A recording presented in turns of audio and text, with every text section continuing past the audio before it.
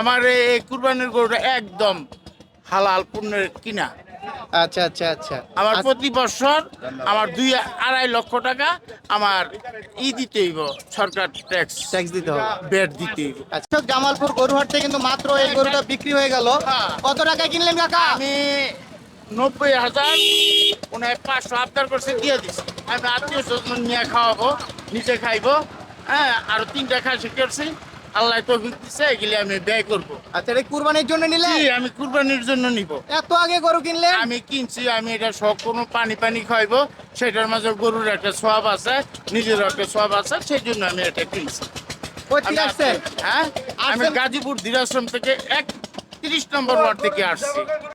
আমার এই কুরবানির গরুটা একদম হালাল পণ্যের কিনা।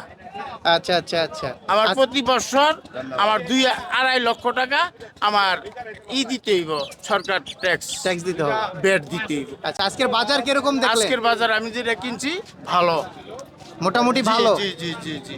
আচ্ছা, আল্লাহ আমাকে তো দিচ্ছে, আমি এইভাবে আমার জীবন ঠিক আছে, অতিবাহিত থ্যাংক ইউ করবো। Thank you. হ্যাঁ, আসি। আসসালামু আলাইকুম ওয়া রাহমাতুল্লাহ। ভাই, গরু বিক্রি হইল না? ডাক বিক্রি হয় নাই? দাম হইতেছে? দাম হচ্ছে, ইনশাল্লাহ হয়ে যাবে মনে হয়।